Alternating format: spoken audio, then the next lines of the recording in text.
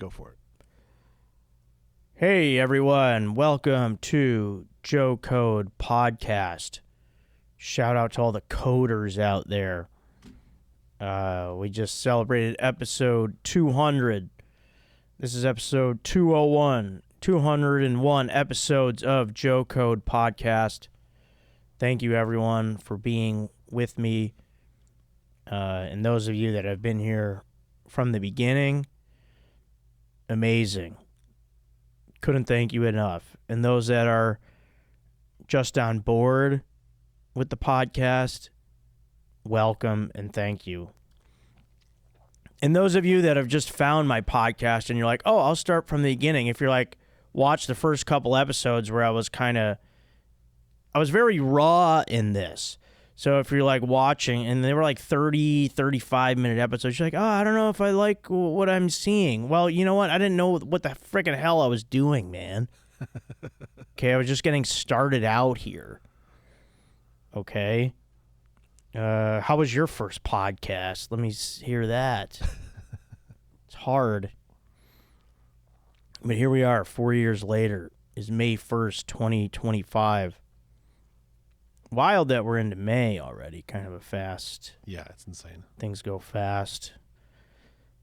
It was great having Chad, JT, and Strider here for episode 200. It's great to get us all together every now and then. The thing, whenever you have that many people, it's just so hard to know when to talk. When can I get a word in? It's too much. People that do podcasts all the time with multiple people, if it's more than two people, if you're doing podcasts every week and these shows that have three or more people, it's exhausting just trying to go through the mental gymnastics of, oh, it's my turn to talk. When should I talk? Should I talk now? Can I interrupt here? It's a lot. Even me on my own show, I'm like, can I talk now? Even though it's my freaking show? You know, I was trying to get some good stories in. Couldn't even finish my whole thoughts. I do want to say we had a lot of good YouTube views last week.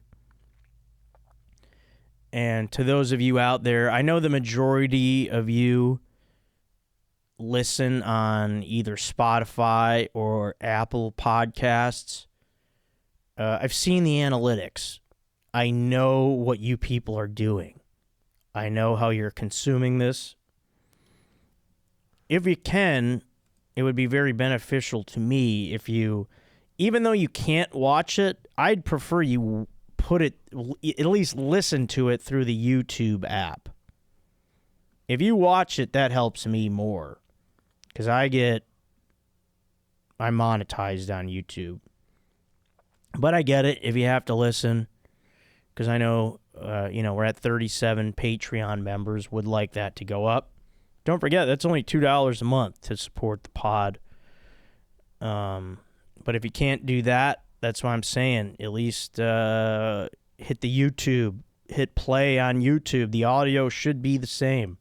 You should be able to still hear it. So yeah, that would be cool. And there was a story that I started to tell last week that I kind of wanted to get into a little bit. We were talking sports, and we were talking like high school sports. I was talking about how I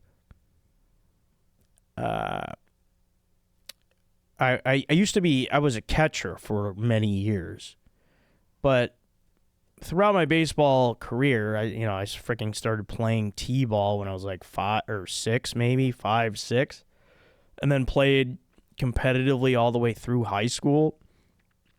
And I pretty much played every position at one point or another. But probably from like early teens or maybe like 11 years old all the way through high school, I was a catcher. And then like varsity baseball, I had to move back to outfield because the other catcher we had was he was the better player. He was the catcher, so he was better. I don't know if he was better at actually catching, but he was definitely the better hitter. We'll say that. So he's going to play. And I was talking about how I moved back to outfield and I couldn't see the ball anymore. Aaron, do you remember that? Yeah. I started to get into it and then I get freaking interrupted. Yeah. Yeah, it was a very weird time for me because I don't know what the hell happened.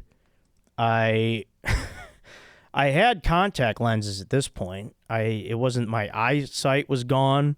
I don't know, something with the depth perception. But for me to get playing time at my junior senior year of high school, I had to play the outfield. We had a solid infield. So for me to get in the game, I had to play outfield, and I don't know, something with the sky, my depth perception. I don't know what happened, but I stopped being able to pick up the baseball. Playing daytime mostly or nighttime? Yeah, daytime. Yeah, at night, my depth perception is not good at night, but daytime it's way better. See, I wonder if it would have been better at night with the lights. I don't know. Blue sky, gray sky, I just couldn't. I mean, I famously blamed the sun when I missed a ball on a cloudy day. An old buddy of mine reminded me of that around Christmas time last year when I was home for the holidays and I saw him at one of the local bars. Whatever. Yeah, maybe it was the sun. Thanks for remembering that, by the way. I don't remember what you did bad. Idiot. I don't know. The sky's too big. The baseball's too small. Stopped being able to pick it up. What happened? I don't know. I mean, transitioning from catcher to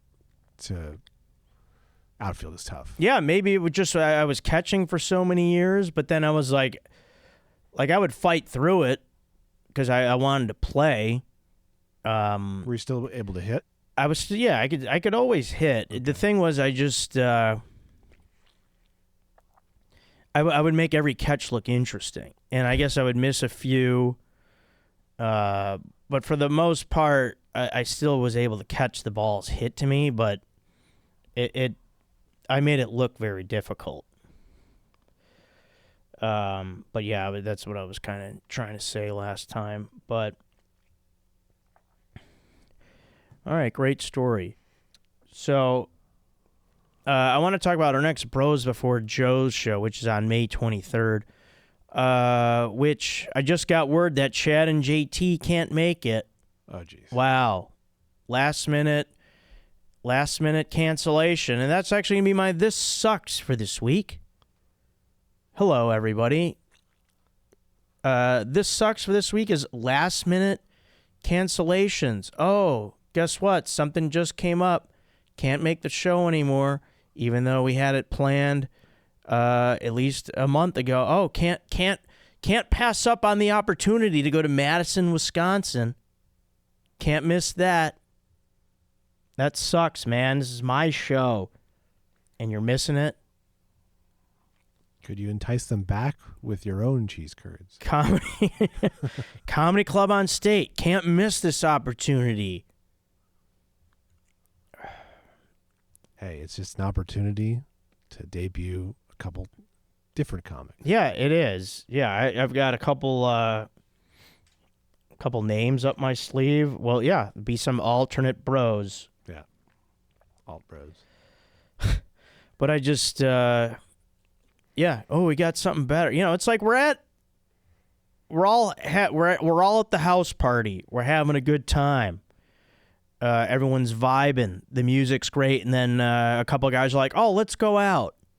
Let's go to the bar. The bar's gonna be more fun. Why don't we step this up and go to the bar?" No. The house party is where it's at. We're having a good time here at home. Why do you gotta go traveling? We got everything you need here at the house. We got pizza. We got pretzels. We got vegan chocolate chip cookies. We got a full bar. That's me talking about the Comedy Store's food and drinks. But yeah, we will replace them. with at least one or two people. Which means now I have to converse with Kevin and probably get into an argument. But no, we'll see. We'll agree on who we should have, but the show will go on. The show must go on. All right, I want to talk a little some fun things here for today. So today's topic, we're going to talk about games you would play as kids. A lot of games when you are a young child, let's say between the ages of like 6 through 12, maybe even 13, 14, but I'd say, yeah, more like 6 to 12, involved a lot of running. Like, imagine being like a 40-year-old adult now and getting your friends together and playing, like, let's go play tag at the park. I mean, that sounds like, you're like, there's no way in hell. Like, all the running, like, you didn't even think of it as a kid as like, oh, this is... Yeah. Like, it just was so natural. Well, there was that whole movie called Tag about adults. Oh, I didn't see that. No, me neither. Did they play tag? That was the premise, that they were adults who had a tag game still going. But I imagine... Based on a real group of people. Oh, wow. Which is insane. Yeah, that is a bit insane. Today I'd like to talk a little bit more about the evolution of hide and seek. So I feel like when you're young, you start with hide and seek. And then that kind of evolves to hide and go seek tag. The idea of, oh, hey, you found me, but can you catch me? Oh, look, I found you. Oh, yeah? But now you got to get me. You think you could get me? Did you play this game, Aaron? Oh, yeah. We called it, back from where I'm from, we called it, especially if you played at night outside, we called it Ghost in the Graveyard. Oh, wow. You ever hear that terminology? I think I have, yeah. You know, a bit, it makes it kind of spooky sounding. Definitely. Ghost in the Graveyard. Yeah, a little scary. Fun game. We would play it a lot at... Yeah, this would take place in the summer. It would be at this park called, it was called Hinckley Park in Park Ridge, Illinois. We'd play around the, it'd be centered around the diamond where there was a scoreboard and a home run fence. Oh, nice. And it would be, the game would be under the lights. We did this because like all of our dads were pretty much involved in the baseball league, so they'd have to be there for all the games. So obviously we weren't playing in these games. We were just kind of hanging out, and we might not have been even quite of age yet to even be in that league. But we'd always be hanging out at the baseball field, and behind the field it would be dark. You'd have like tennis courts. There'd be a wooded area. So there would be the park, there would be trees, and at night this was all dark. So prime real estate for some hide and go seek tag. So we had great times doing that. And I would like to get into the best hiding places for hide and go seek tag. Just in general, you could play inside, outside. I want to talk about the best hiding places. Now, these are places where you want to make sure you can get out. Don't freaking trap yourself like some idiot. Make sure you have an escape. Yeah. That's number one. And also...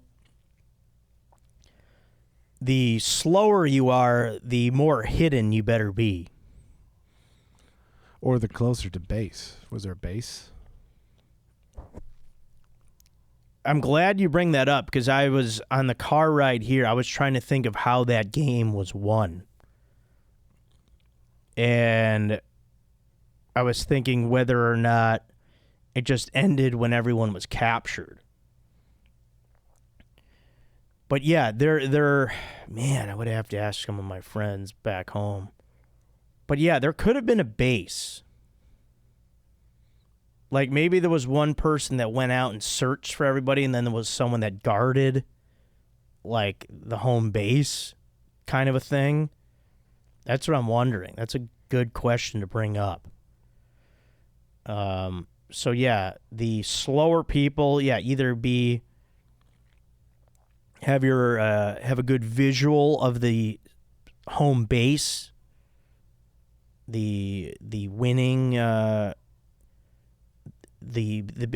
might have been a big tree, the safety area, or if you're fast, you don't have to be so hidden, even though you do want to be a little bit hidden. But I think the best hiding place, and I always I wouldn't be afraid to submerge myself, is bushes. Bushes are the best place to hide that I found. And I'm not talking about actually, behind the bush maybe, but go in the bush. I'm talking about submerging, becoming one with the bush. Okay, you cannot be afraid to get in there. And the thing about a bush is you can see people running, you'll see people going past you. There's good visuals you can have with a bush. You can kind of push branches out of the way, and and there's different kinds of bushes. You have like kind of the shrubs. You have your classic like a lot of bushes. You could kind of jump into them. And, obviously be careful. You don't want to get poked. But that's the thing. If you're just behind the bush, maybe somebody could look behind there. But if you're actually, in the bush, they may not see you. I want you to submerge to the bush. Become the bush. So that, to me, was always a great hiding spot. Or if you can... if you could climb trees, go in the tree. So bush/trees. So that's not. But the thing is, if you're in a tree, though, and if someone sees that you're in the tree, they're just going to freaking wait for you and then tag you. So you don't have a quick escape. And then the bush, if you see someone go by, you can just hop out and run to that freaking home base and say, I'm the damn winner. How about this hiding spot? Like if you're by a playground and you're playing a little hide and go seek tab and there's a freaking tube slide. How about just going halfway down the tube slide? That's a great spot because you don't want to be all the way at the bottom. Because if the person who's coming to look for you, they see you. Oh, there's Joe right there. I see his stupid foot. Oh, he's out. But if you're halfway up the slide and they're running by and they duck their head and they look up the slide, there you are. Oh, guess what? I'm darting up through the top. Or if they come on the playground and they see you from the top and they're like, oh, I'm going to shoot down the slide. Well, you're halfway down the slide already, so you just shoot out and then you run. Run for the home base. Great spot. Halfway down the tube slide. And it better be a freaking tube slide because the open slide, they'll freaking see you. They'll see your dumb ass. That's why you got to be in the tube slide. Make no mistake about that. What about just a tube bridge? Like a bridge that goes between two pieces of the same jungle gym. Oh yeah, it could be it could be a tube bridge as well. Yeah. Yeah, either way, in a tube, be halfway. Yeah. Be ready to run either way. And then you also have, halfway down the tube slide's a great one. If you're playing like in somebody's backyard, someone's got a nice big backyard, or playing around the neighborhood, I think a great spot would be under any kind of tarp. If there's any tarp around, under a tarp is great, because tarp typically it doesn't really lay flat. It's always a little bit kind of bumpy, kind of uneven. Tarp doesn't really stay flat. So if you just go under one of those like little bumpy spots, it just looks like, oh, that's how the tarp usually lays. But look at me, it's my dumb ass under there, and you don't see. But I mean, you got to be a little bit still. Yeah. And tarp is very lightweight. Your visibility of your pursuer is low though. That's low, but yeah, if you need to get out, you could scurry pretty fast out of that tarp. The tarps are very lightweight, so even though something's on top of you, it's very light. It's very easy to run out of there. Well, that's when the pursuer guy would just absolutely just jump on you, people's elbow you. Yeah, I mean they could do that, but I'm thinking. I mean, if you're touching me through the tarp, that's not counting. You got to actually tag. You got to tag my person. Yeah, I'm not counting it through the tarp.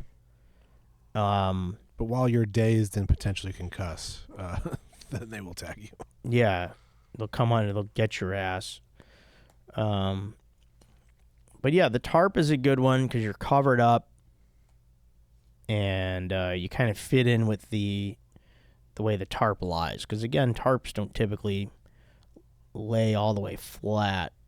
From my tarp, I have minimal tarp experience, but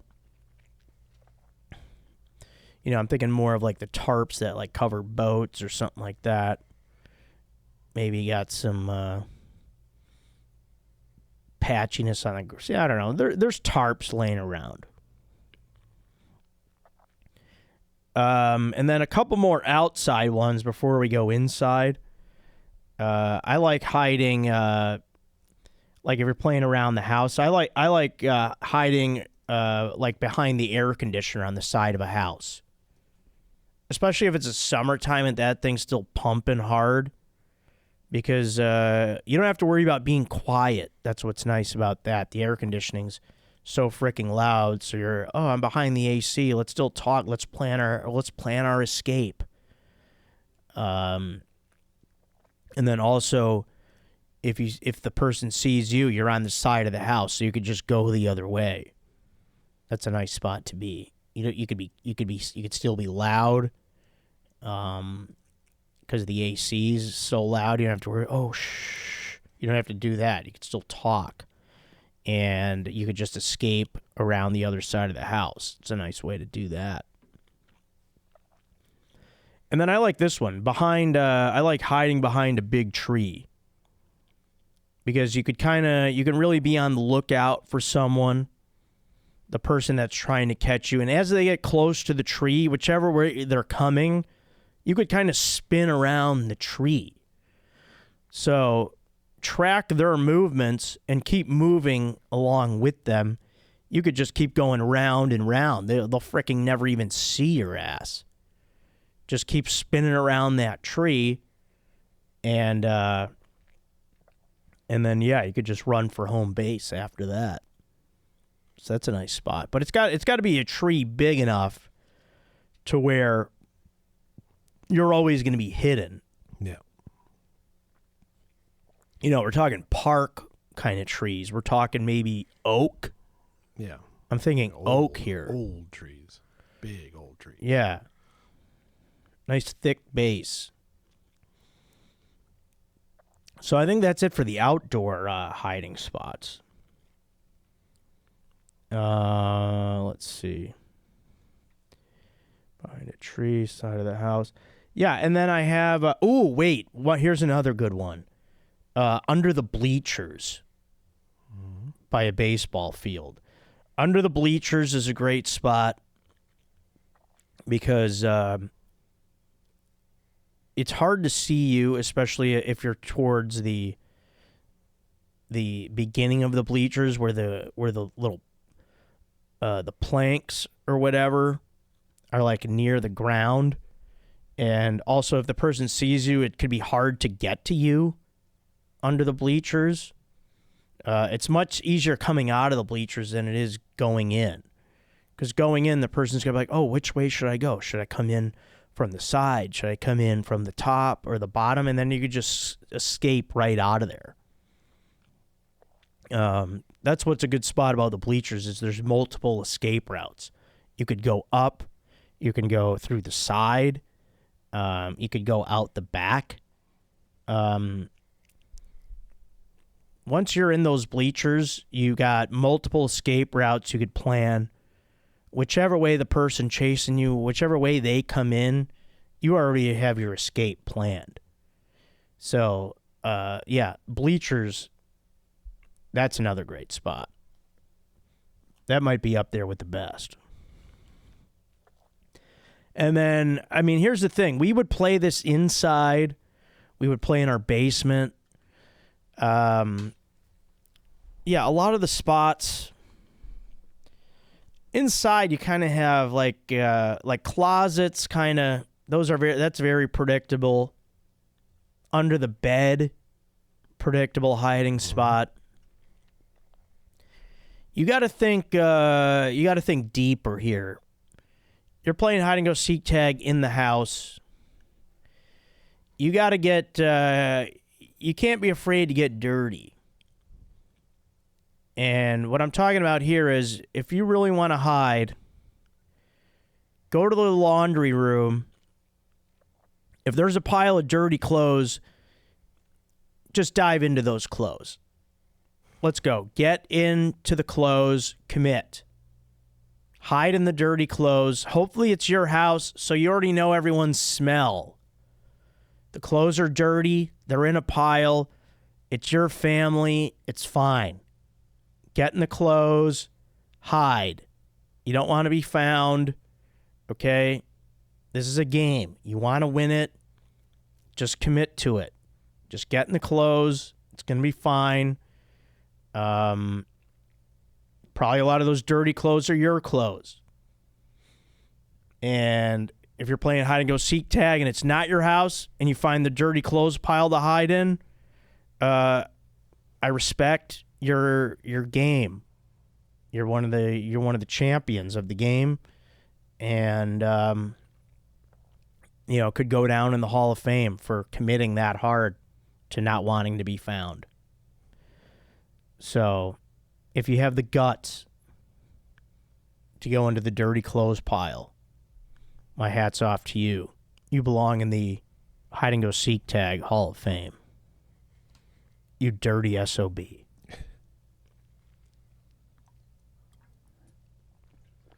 Now, obviously, I'm talking about like growing up in a urban area with all of this kind of stuff. Now, those of you, if people are like, oh yeah, I grew up in what about a pile of hay? Yeah, I'm sure that'd be a great spot. Or in the frickin' cornfield.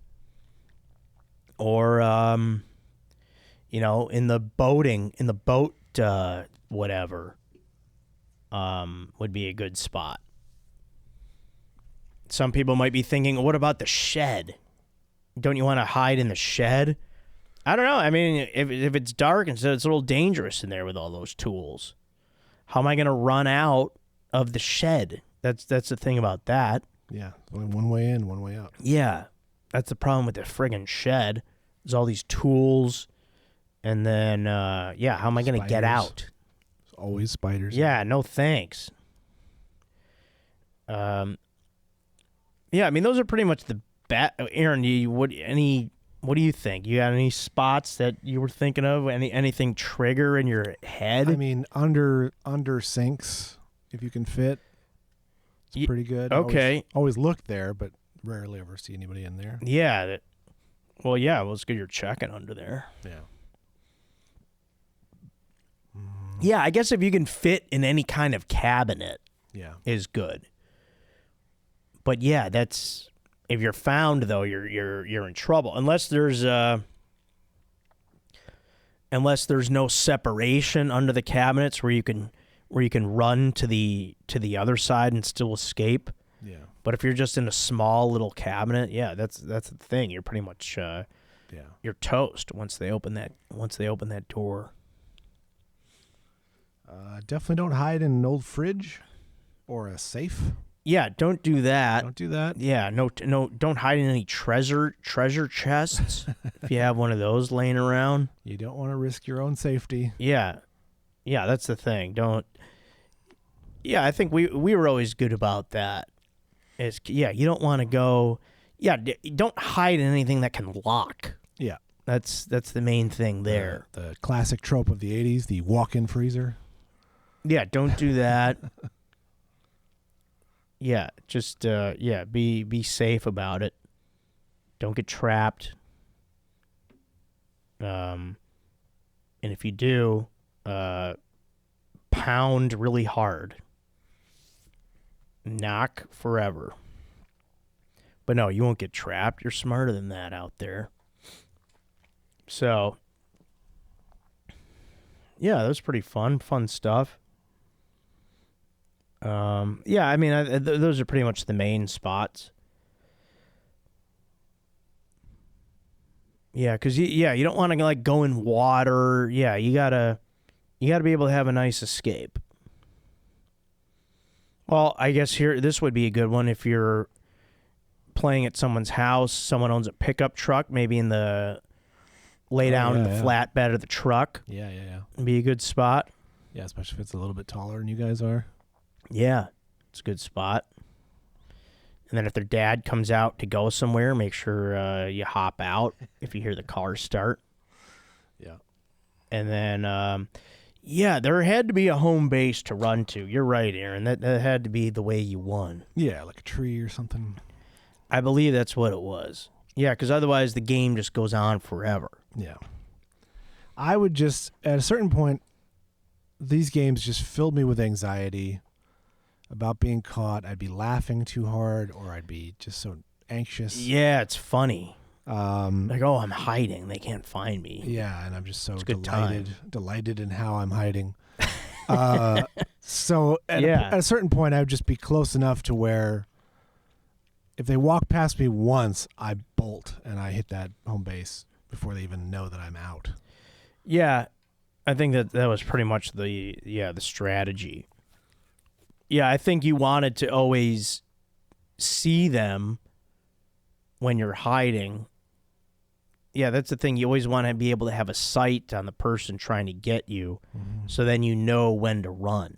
Yeah. Like if you just pop out and go, it's like they could still be guarding the base. You know, they're still trying to figure out where they should go. So, all right, cool. Let's go with Joe Code for this week. Joe Code for this week, people, is see the kids whenever you can. Oh, I was given a hard time at the end of last episode about going to see the kids. JT's kids, who I am the godfather of. And, I was giving them a little bit of a hard time about it because, I mean, why they just spring it on me. It's like, yeah, I do want to go see the kids, but also I had a little bit of a buzz going. All right. I had a couple beers, and I was like, oh, I'm sure at least one of these guys will want to go watch a little bit of the first round of the NFL draft. So I was in that kind of mode. And they're like, oh, wait, we're going to go see the kids. And so it just kind of threw me off a little bit. But yeah, I did see the kids. It's always nice to see the kids. If I'm home, yes, I always go see my nieces and nephews. So yeah, go see the kids whenever you can, people. If there's children in your life to see, whether you're a godparent, an aunt, an uncle, whatever, go see the kids. Your friends' kids, go see them. They want you to see them. It's nice to see them. But yeah, again, really cramping the style on my buzz. Trying to go watch who the Bears pick. I mean, I saw it at JT's house, but didn't quite have the same. I kind of wanted bar excitement of that. Yeah. As opposed to house with 2 little kids. But whatever. Still had a good time. And yeah, I always go see the kids. And then, yeah, let's do this. Let's do that. Let's do this. This is great for this week. Now, we mentioned the... well, there was another game, Capture the Flag. Do we remember that, Aaron? Oh, yeah. Big camp game. Mm-hmm. Now, This Is Great was if you were the one to capture the flag, but also cross the line and win the game.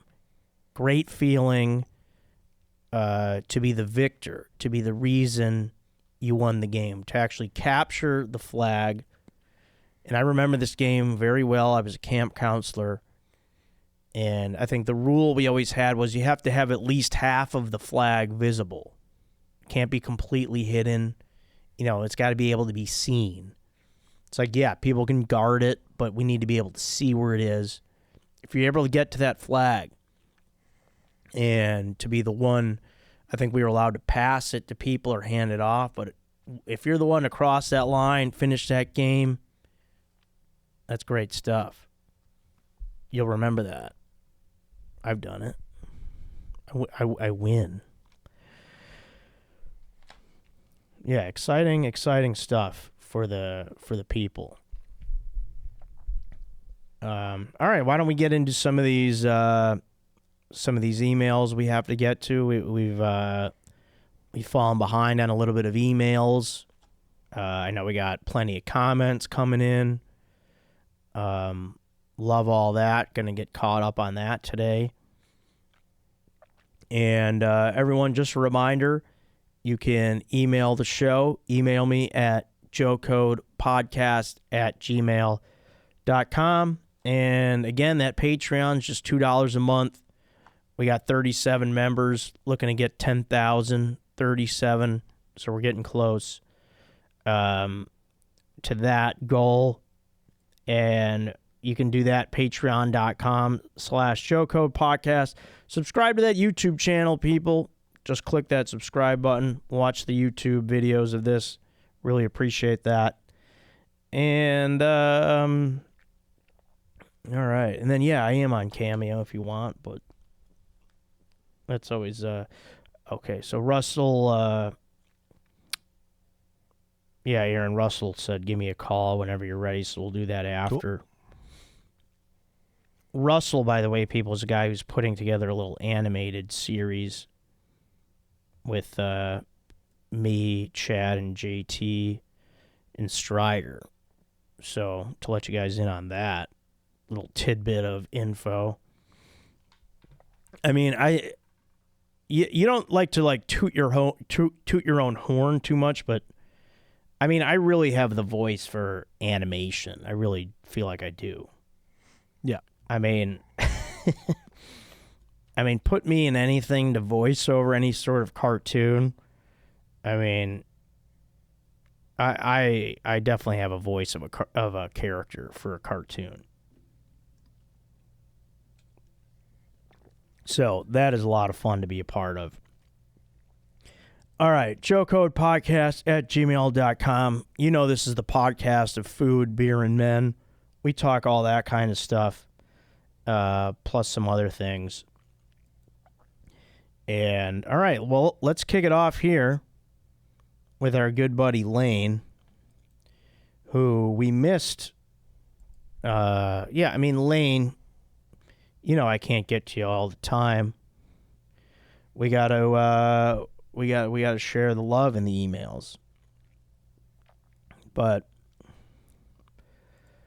here we are today, getting caught up with Lane on questions/comments, part 26. Joe, Aaron, sup? Well, Joe, it's been half a year asking you for advice now.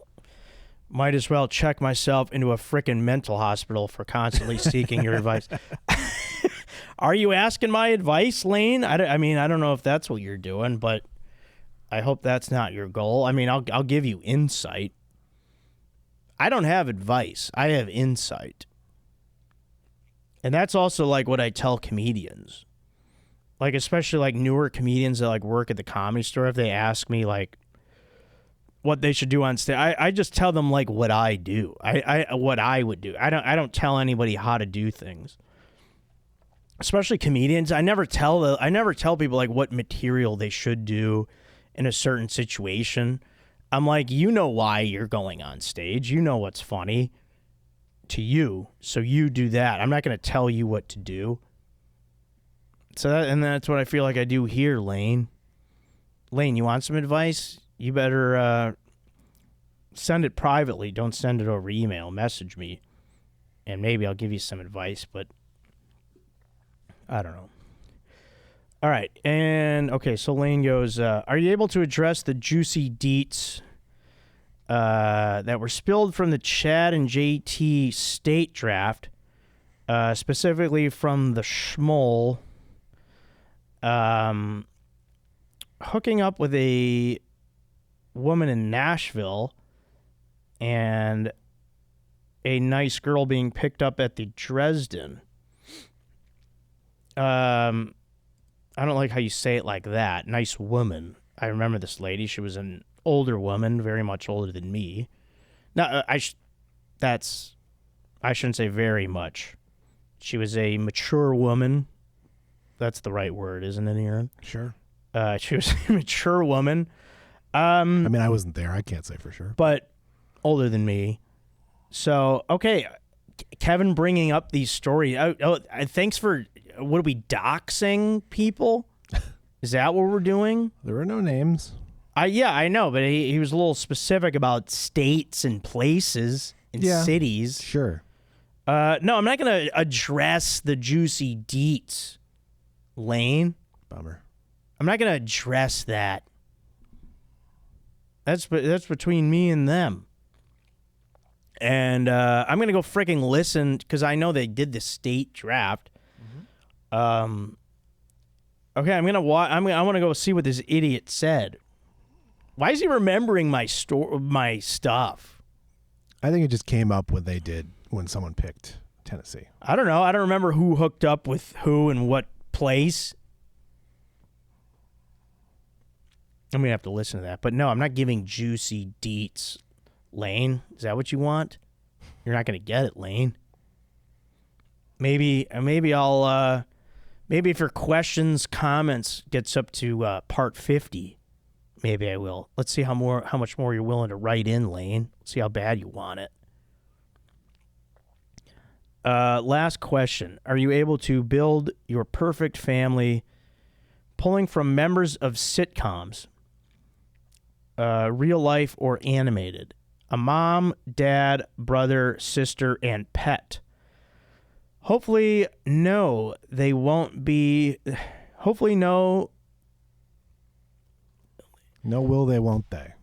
Oh, okay, is that what he's saying? It should have quotations around it or something. Hopefully, no will they, won't they between you and the sister you pick, a la Greg and Marsha Brady. Oh, like because they argued a lot? Is that what he's saying? No, will they or won't they? Hopefully there'll be no sexual chemistry between the two. Oh, that's just siblings. Oh, okay. But Greg and Marsha Brady were not siblings; they were step siblings, so that's legal. Edging myself till episode 200, Lane. All right, Lane. Yeah, thanks for writing it. Okay, yeah, that's a nice question. A mom, dad, brother, sister, and pet. From sitcoms. That's a nice, that's a good question. I like that. Mom,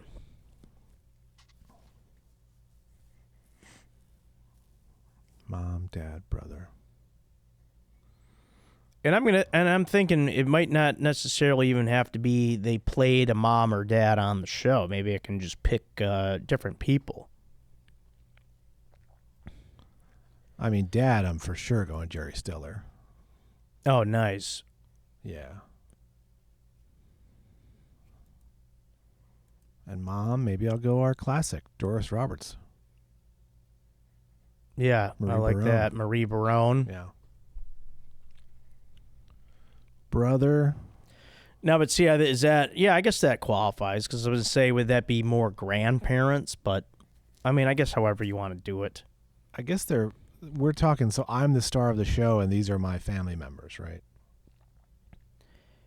Yeah, I mean, he's like, yeah, I mean, just basically, are you able to build your... No, I mean, I think you're removed from the situation. So am I. Just building. You're not in the show. It just build your perfect family members. Just what the perfect sitcom family would be: mom, dad, brother, sister, pet. Oh, okay. Yeah, because those people are definitely older than that. I'd go with the dog from Frasier. What was his name again? Real life or character? The character. Eddie. Eddie. Yeah, I was gonna say Mickey. Yeah, Eddie. Moose was the real name. Yeah, I like that dog. Yeah. Jack Russell. Yeah, and then mom, dad, brother, sister. I think I'd go Ray Romano for the dad. Okay. Just because that,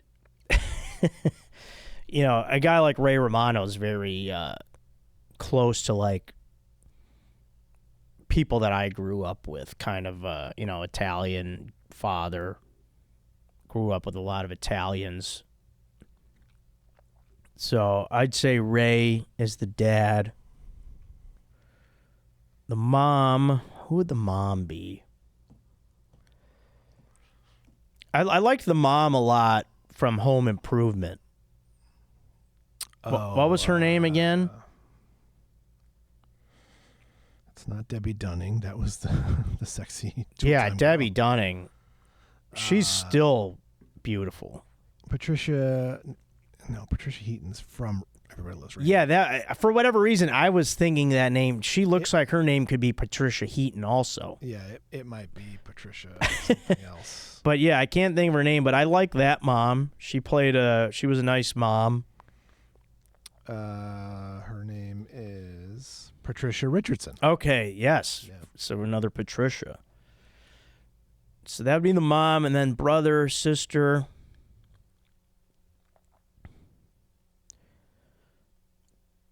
Let's see. Sister, I think I'm going to go Laura Winslow. Okay. I liked Laura. Yeah, cool sister. You know, had some attitude. Certainly. Definitely was funny in shooting down Steve Urkel. Avoiding his advances. And then brother.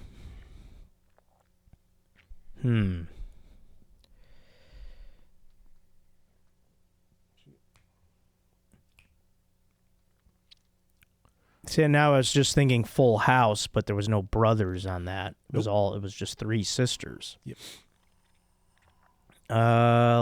Man, who was a great sitcom brother?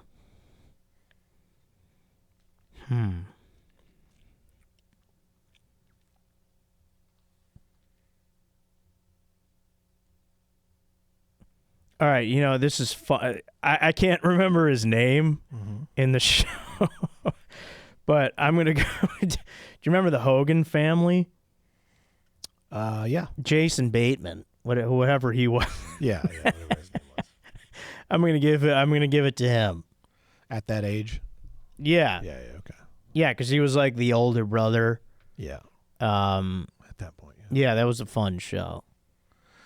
All right, I'm recasting. I was too old the first time because I thought I was the son. Or these were my families. Yeah, I don't think it's your family based off the email. Okay, so Dad, I'm going John Ritter. 8 Simple Rules action. Oh, I was thinking, yeah, 8 Simple Rules. 8 Simple Yeah. Rules. He's great on that. Mom, I'm having a hard time with. Sister, Kelly Bundy. That's a good one. Yeah, it's a good foil for him. It's a lot like he had Kaylee Cuoco back then. on the Yeah. show.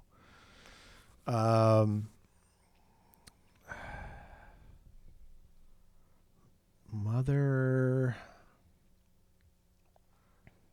I'll go the mom from the Wonder Years. Oh, nice. Yeah, she was good. Yeah, that's a good pick. Yeah, the Wonder Years. Oh man, yeah, I could have very easily went Wayne Arnold. Yeah. He was great. And then for brother, I'm going Zach Morris. Oh, nice. And then pet, Good call. I'm going to bend here. Pet, Alf. That's a good pull. I like that. That works well. I'm on board. Yeah. All right, Lane, thank you, buddy. Appreciate it. Jack wrote in updating our 90s and early 2000s retro uniforms bracket. We still have a tiebreaker on that Yeah. to do. So we're going to get to that soon with a guest. All right, here's one from Chris. Let's see, Chris. And subject is Jays with a suit. What up, Joe and Aaron? At the Masters tournament, sports reporter and broadcaster Marty Smith, parentheses, who is a freaking legend and well-liked by everybody, close parenthesis, got called out on social media for wearing a pair of Jordans with his suit. The post said something along the lines of it being a childish look and telling him to grow up. But it's become a more popular choice when having to wear a suit. Personally, I think it's cool and a fun way to make wearing a suit not so serious and give the whole look a nice little eye catcher at the bottom. What's your all's take on this? Chris from Louisville, Kentucky. Oh, nice to hear from the folks in Louisville. Yeah, Chris, my take is, okay, yeah, it's a sporting event. So, yeah, I'm cool with Jordans with a suit. I think that's cool. Yeah. It's not the freaking prom. Okay, you're not at a formal wedding event where it's black tie and shit. Yeah, and is he a guy who's got to stand the whole time? Like, yeah, that's the other thing. So yeah, I'm cool with it. And I bet he looked badass. All right, here's one this is from Matt. And subject is greatest sporting event on earth. Hey dudes, I love the show and I love when you guys talk about sporting venues and the food they offer. I was incredibly lucky and got to go to the 2025 Masters on Sunday. Wow. And watch McIlroy pull off his greatest victory. It was unreal. It felt like a scene from a movie. Yeah, that had to be awesome. That'd be so cool to go to. But I wanted to bring up the food that Augusta National offers to its patrons because it's incredibly simple. They're known for the egg salad sandwich and pimento cheese sandwich, which are both between two pieces of white bread. Yeah, it's funny because you'd see on TV like people just wearing egg salad hats. I'm like, what does that mean? And that's the food. It's great. And the bread, he goes, it's like almost Wonder Bread style white bread. So yeah, like the most basic white bread. I'm sure it's not expensive to go there. Yeah. That's what they're giving you. And then the peach ice cream sandwich is another staple of the tournament. Wow.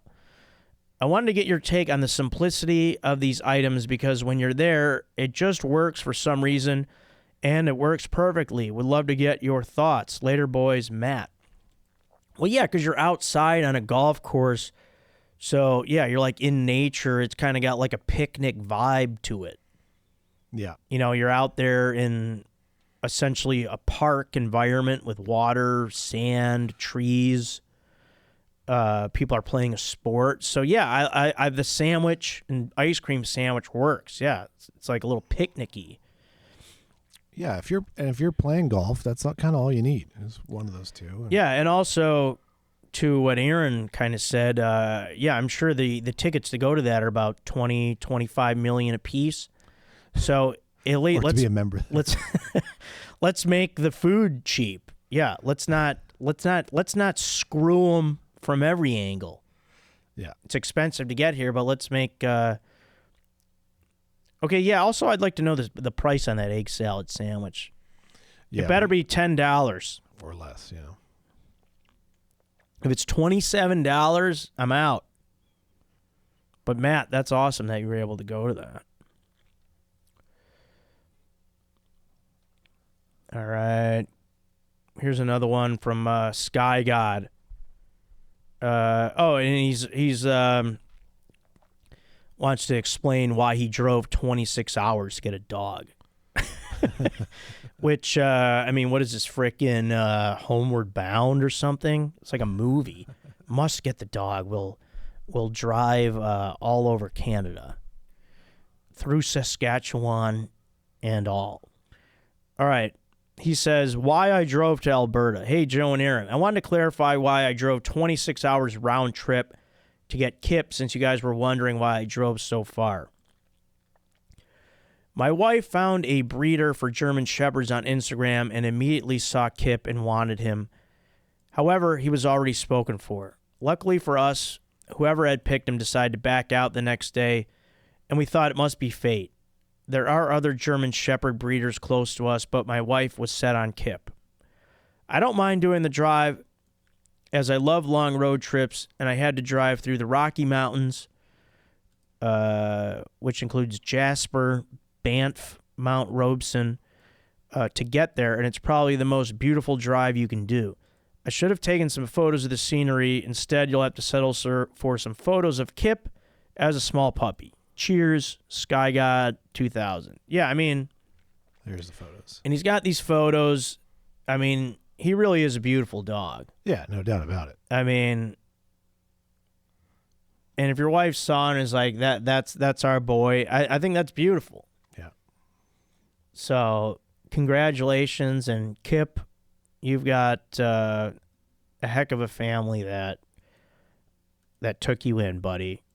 And yeah, that's great stuff, man. All right, here's a good one from Danny. Now, remember, we were talking about hungover jobs, best jobs to do hungover. Mm-hmm. And Danny writes in with the subject of hungover chef. What's up, Joe and Aaron? I have to strongly disagree with your assessment of it not being bad to be hungover as a chef. Oh, really, Danny? Why is that? Here he says. Picture this. You are on your feet for 8 to 12 hours slinging dishes in a hot kitchen. You guys are freaking working 12 hours? Are you telling me you're there from 7 a.m. to 7 p.m.? Breakfast, lunch, and dinner? Is that what's going on? The hell's this? Maybe. It is absolutely miserable. And when there is a lunch or dinner rush, forget about it. I was also a pool boy down here in sunny Florida. Also not ideal for being done hungover. Anything in a hot work environment is a no-go. Danny code is enjoy your drinks and don't get drunk. Ideally, yeah. That's kind of, I think that's what everybody plans, kind of. Cheers, Danny. Yeah, but Danny, did you take into account my argument for the proximity to food and the fact that you know how to make it, Danny? Did that frickin' resonate with you at all, man? When I was talking about this shit.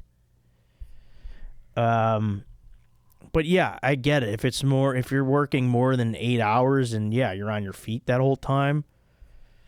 Yeah, depending on where you're a chef. I mean, if this is freaking New York City and we're talking one of the best restaurants in the city and there's all the, you're slammed every night. Yeah, that'd be tough to be hungover, but so I get that. All right, here's one from Dave. Subject, Youth Baseball All-Star. Hi, Joe. It's sick that you were an all-star youth baseball player. Yeah, it was freaking sick, man. I like to play ball. Could you do me a favor and recant one of your favorite baseball memories? Dave. Yeah, Dave.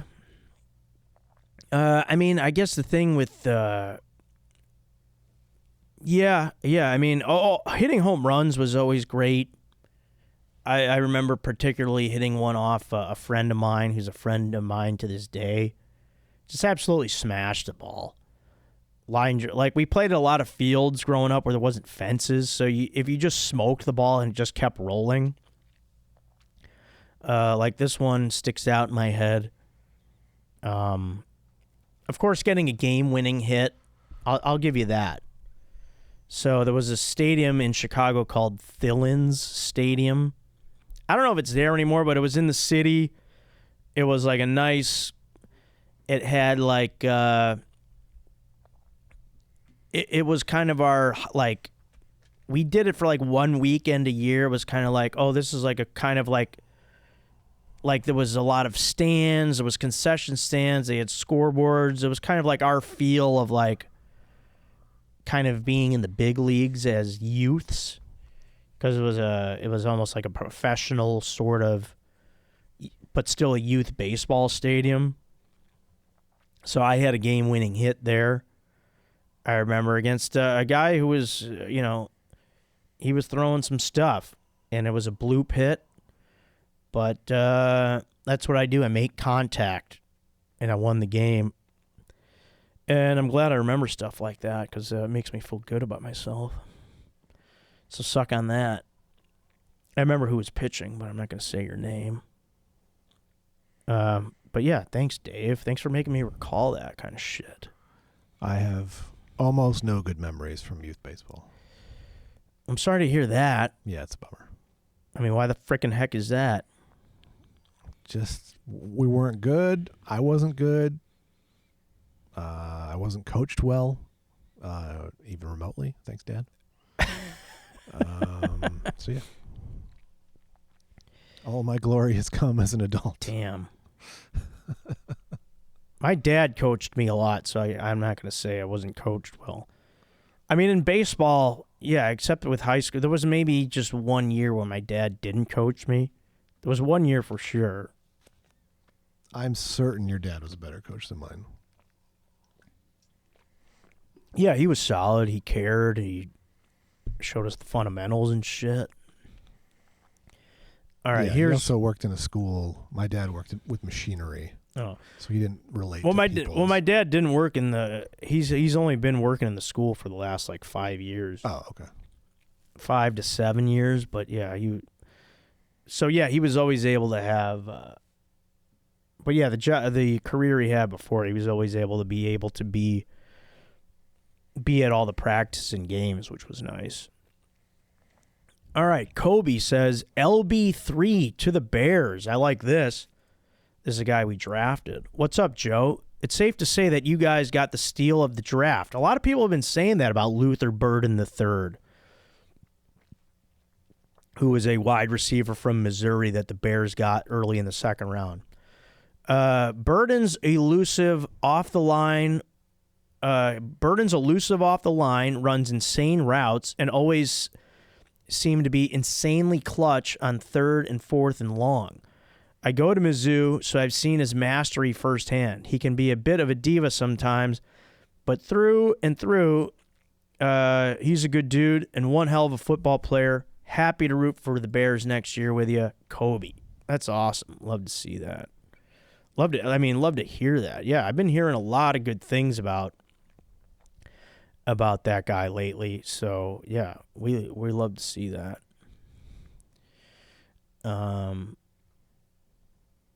Yeah, I mean, what wide receiver isn't a bit of a diva? That's kind of their thing. Hey, throw me the ball, man. Watch what I do with the ball. That's what they do. Isn't that right, Aaron?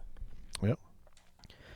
All right, Aaron, let's do, that's good on the emails. We probably have another couple to get caught up on, but let's get to these comments here from the folks. We got a lot. Yeah. All right. Episode 196, top of the menu. Sky God says, all of this food talk had me on the verge of busting. Yeah. All the food talk was exciting. It's getting people hungry and being like, oh, I wish I had some of that. That's right. On 198 appetizer vibes, Kia Carbasi says, wear sunglasses. Yeah, I fully endorse that. What, on the podcast? Or out in the sun. I guess, but if you're talking about the I'm not going to be one of those guys. Nah. I'm never going to do that. That's like a look that people do, and it's like, maybe I don't want to look in the camera. I don't want to look at the people. Oh, yeah? Unless you had a crazy pair, like a Elton John style, ostentatious. Yeah, if someone were to like for you to do that once would be funny. Yeah, if there was like some kind of they would have to be like really fun and kind of outlandish, but yeah, not a sunglasses guy. Yeah.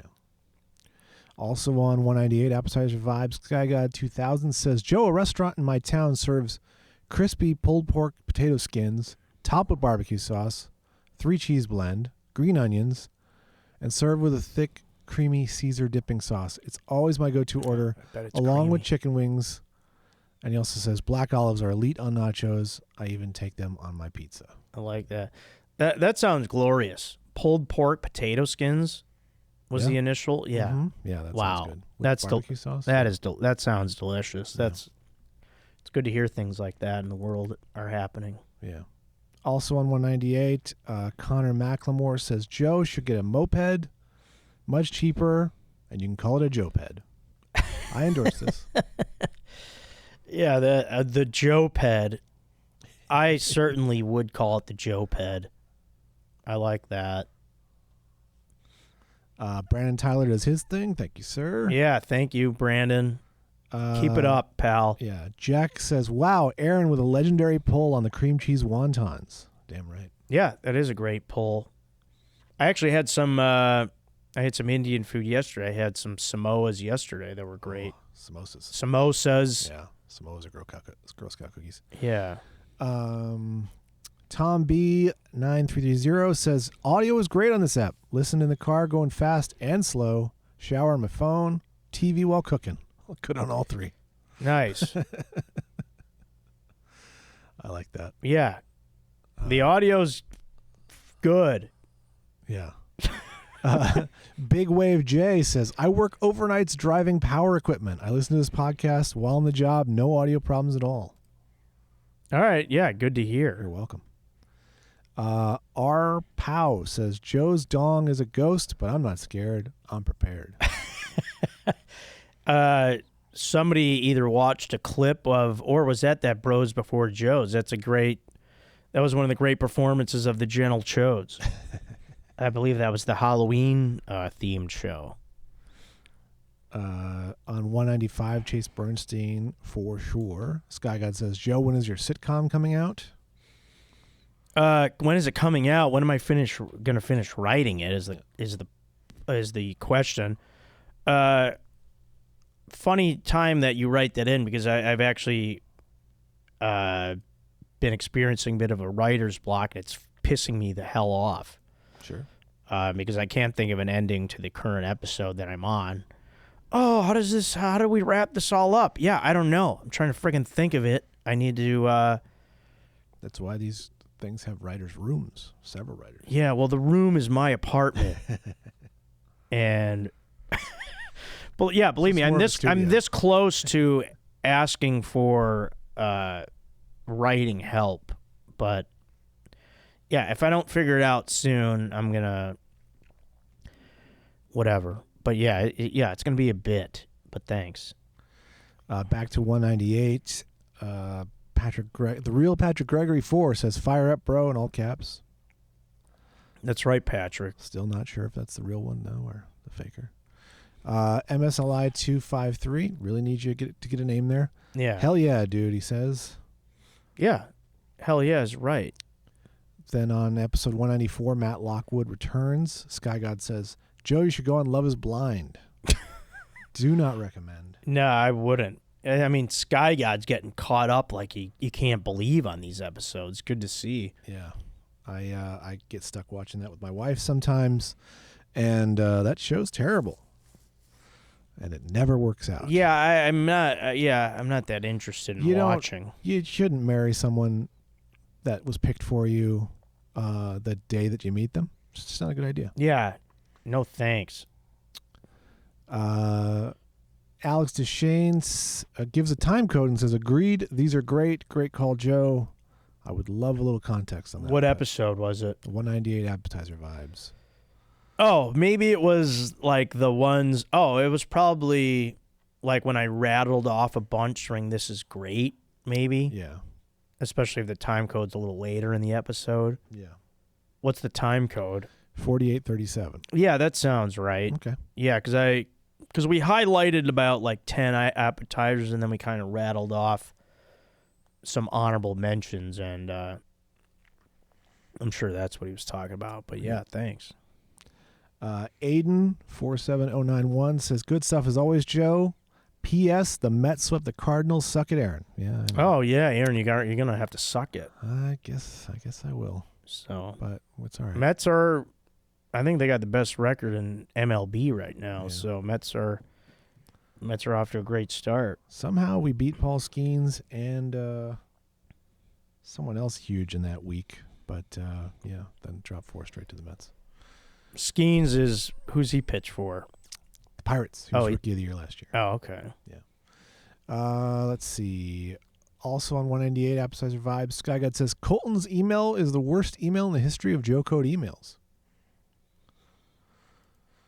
I'll have to see which one that is. It's something it's plant-based. Oh, is that? Is that right? Sky God sent that? Yeah. Oh, okay. Sky God, what are we trying to do? Stir up a little trouble here? Yeah. Oh. Mugshot Malone says, I agree, Colton stinks. I don't endorse any of this, but if you guys want to mix it up in the comments, go for it. Yeah. What are you guys gonna? Yeah, you guys want to mix it up a little bit? Want to do a little dancing in the comments? C Bone BOHN 6115 says, Mugshot Malone, he made me go to Costco and load up on chicken and ground beef. Plant-based Colton wets the bed. And Sky God responds to C-Bone saying, nice, eat that meat. What's the bed? What are you guys like 10-year-olds insulting each other? Hey, you pee the bed, man. I these 3 guys are at least getting some camaraderie out of this. God. Episode 199, Hangover Job. The Octave Cave says, I worked as a runner for a law firm in college. Most days I sat there and watched YouTube or did homework with the occasional check delivery. Chillest job in the world of hangovers. Yeah, that's a solid one. For sure. Sky God asks, the Stanley Cup's playoffs started this past weekend. Are you cheering for any teams, Joe? I know Aaron is rooting for the Oilers. You should go to one of their games when they're playing LA. Nah, not really. Yeah, I saw a bunch of the Canadian teams are in it. Yeah, I mean, I'm following it passively on my phone, just like checking scores, but nah, I don't really have a rooting interest. Yeah, my Oilers have come back from down 0-2 to 3-2, hoping to take out the Kings tonight. Oh, yeah, great series. Yeah. So, wait, so the Oilers are up 3-2? Yeah. Back in Edmonton. Wow. Tonight. Yeah. Yeah, great series. Good luck to everybody. Yeah. Brandon Tyler does his thing again and also comments, thanks for the help with the format. That did make my job easier. I don't know what. Oh, wait, what was that again? Sorry. They said, thanks for the help with the format. That did make my job much easier. I don't know. Oh, maybe in regards to the bracket or something? I'm not sure. Yeah, I'm not sure. Yeah. Someone went back in the archives, comments on episode 121, Lucas Hurl. Wow. And Rye and Dry says, turn up the speed to 1.5 times. Oh, maybe we talked a little slow. Yeah, Lucas is a slow talker. Yeah, Lucas. Yeah, it's Lucas. It's not me, man. Yeah. That's funny. Good. And then, then Ryan Dry comments again. Drank 4 or 5 nights a week. Yeah, I never met anyone who did that and graduated. Actually didn't know of anyone who did that at all, even when the drinking age was 18. Well, you don't know any comedians. What episode is he talking about? 121 Lucas Hurlstone. Oh, yeah, because maybe we were talking about Iowa. What are you talking about, man? I know people that. Oh, I think that was me. Yeah, because I was. Yeah, we partied a lot. Are you kidding me? Yeah. I knew guys that drank every day. Yeah. I remember in college, my friends, one of their older brothers, who was like 2 or 3 years older than us, was like, "Oh, I drank every day this for 30 days." I'm like, people. I mean, it's freaking Iowa. 4 to 5. That was average. Yeah. Drinking 4 or 5 nights a week. Maybe I was slightly above the average, but that was normal. What do you mean you've never heard of anybody doing that? What are you trying to make me out to be, man? Comment some more. Let's see what else you got. Yeah. Well, like I said, if he doesn't know anyone who drank 4 or 5 nights a week, he doesn't know. Yeah, what do you mean? He doesn't know any comedians. Did he say I've never heard of anyone doing that? What are you, crazy? Yeah. I mean, have you ever heard of alcoholism? He said I never met anyone who did that and graduated, but then he followed up with at all. Well, yeah, and graduate. Okay, I get that maybe, but Yeah. I'm sure that's not even a thing either. But at all, what are you, crazy? Yeah. Do you know anybody? Yeah. Joe code 199. Again, real Patrick Gregory 4 says, "Fire up, bro." Yeah, it is fire. Again, is that the real? It's a fire or up. is it the faker? Back on 193 March bracketness, SkyGod says, "If you guys ever split 1-1 on a bracket matchup, you should call Joe's dad to decide who moves on. I like this idea. If it's visual, though, it might be a problem, but I like it." Yeah, that's a good idea. I mean, I guess it would depend on the time of day, but yeah, it's not a bad idea. 199, we've got Florian Kettenbach says, "I agree with the audio issue on YouTube. The video is a lot quieter than the others. That is a bit annoying, always having to turn it up and then down again for other videos. I'm a dialogue editor, so I guess I'm a bit more sensitive, I think he means to say, not sensible, to that. It probably doesn't matter for all the other people. Same goes for Strider's podcast. Again, if it was recorded here, I've made an adjustment. I hope it is working out better." So on YouTube, they're saying it's a little lower? Yeah. Okay, yeah. Hopefully that's all resolved now, Yeah, folks. it's been over a month and a half, so it should be good. Okay, yeah. And we're both talking a little louder, I think. 192, Luke Binkow episode. SkyGod says, "If you open a pizza place, you'll have to make sure the signature pizza, the hog, a extra large pizza with a whole Italian sausages on it." Yeah, I mean, the hog, that could definitely be on the menu. I don't see any reason why not. You're absolutely right. Yeah. SkyGod really is catching up. He's commented again. Well, yeah, I mean, he was driving for 47 hours. Yeah. Drove from... I don't know how you're commenting while driving, but Yeah. He comments on 191. Eric Rocha returns. "Do you ever miss the Dave's Double?" To you. Oh, at Wendy's? Yeah, of course. Yeah. I mean, for a while, I don't even really think about eating meat much anymore, but yeah, for a while, burgers were a thing that I would think, oh man, it'd be nice to have a burger. Yeah, the Dave's Double, I loved it. That was one of my favorite burgers. But yeah, definitely miss it. On 197, Dream Weird, he asks, "Joe, are you an ass or a boob man?" Who asks? SkyGod. Okay, Sky God. We got nothing but SkyGod comments for a little bit. I mean, I don't know. I don't have much. I mean, all of it's just so nice. Yeah. It's hard to really pick one. And if you're Strider in the Best Body Parts draft, you didn't have to. Yeah, he got both of those in the draft, which is kind of crazy. It's insane. That's ball game right there. And it was. So, yeah, I was even looking at the poll for that. Like It's like 80% Strider and 10% divided amongst the rest of them. Yeah, even after a few days and maybe even 1,000 votes now. Yeah, I mean, that's the most landslide victory I've seen. Yeah. Aaron, if we have a lot more, we might have to wrap it up and continue because we gotta. We do. We have a lot more to go. So, not just SkyGod. All right, yeah, because you got somebody coming in at 3. Yeah. All right, yeah. I saved where we're at so we can.